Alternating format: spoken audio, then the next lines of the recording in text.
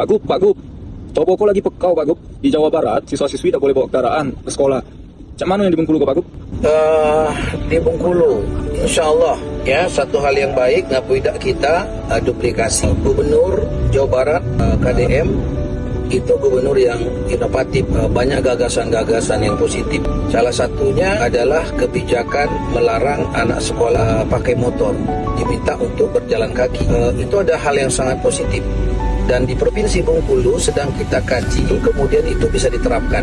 Karena beberapa hari yang lalu ada 2 siswi yang berkendaraan sekolah begitu, itu tersenggol truk batu bara, meninggal dunia dua-duanya. Dan juga kita bisa melihat bagaimana banyak sekali anak-anak sekolah pakai motor, tidak berSIM, tidak berhelm.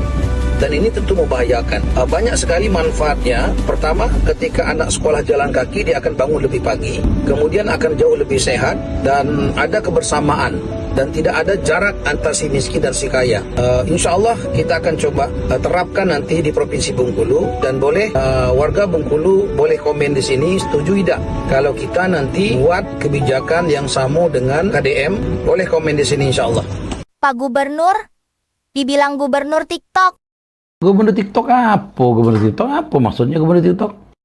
Katanya Pak Gubernur banyak main TikTok daripada kerja. Lah, main TikTok ini bukan main, ini kerja. Jadi kita kerja bagaimana kemudian mendengar suara masyarakat secara langsung. Dan banyak program-program pemerintah itu yang kemudian kita dapatkan dari TikTok. Dan kalau cerita pemborosan anggaran justru tidak boros. Dulu anggaran untuk publikasi di Pemprov Bengkulu terbesar, 51 miliar lebih, besar nian, 51 miliar lebih anggaran untuk publikasi. Nah sekarang kita drop, kita potong, kita pangkas jadi kurangnya 89%. Jadi kita potong 89% untuk bangun jalan. Jadi hanya sekitar 11%. Dari 100% senilai 51 miliar. Nah kita gunakan sekarang ini penghematan melalui TikTok. Jadi kita komunikasi melalui TikTok, menyampaikan program melalui TikTok, dan menurut saya tidak ada salah.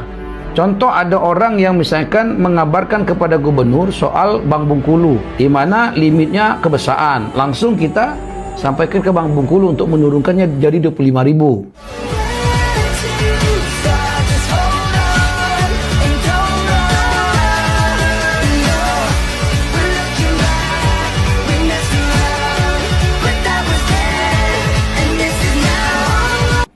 Ada juga di TikTok bicara, Pak kami ini tidak melahirkan, tidak nyopitis. Langsung kita bantu, turunkan tim.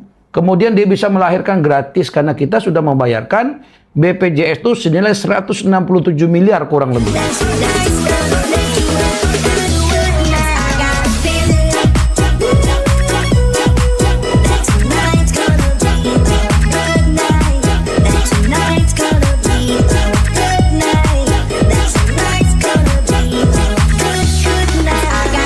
Tapi kalau ada yang tidak suku juga, tidak masalah.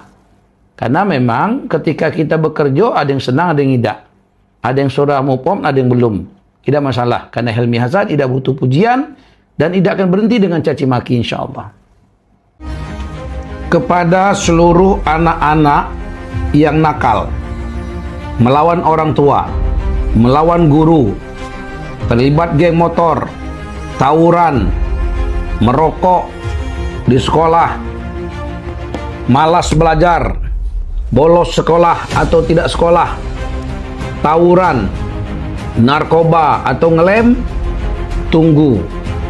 Pemerintah Provinsi Bengkulu dengan TNI, Polri, Angkatan Laut akan datang menjemput untuk nanti melatih mereka, ditempatkan di barak-barak selama 40 hari. Kalau tidak mempan, 4 bulan. Akan dilatih semi militer, disiplin, sehingga menghormati orang tuanya, menghormati gurunya, terbebas dari pergaulan-pergaulan buruk, apakah itu tawuran, geng motor, narkoba, malas belajar, dan sebagainya. Dan kepada orang tua, tolong kerjasamanya, laporkan anak-anak Anda kepada polisi, TNI terdekat, atau langsung sampaikan ke TikTok dan WA Helmi Hasan, Gubernur Bengkulu dari Bumi Merah Putih.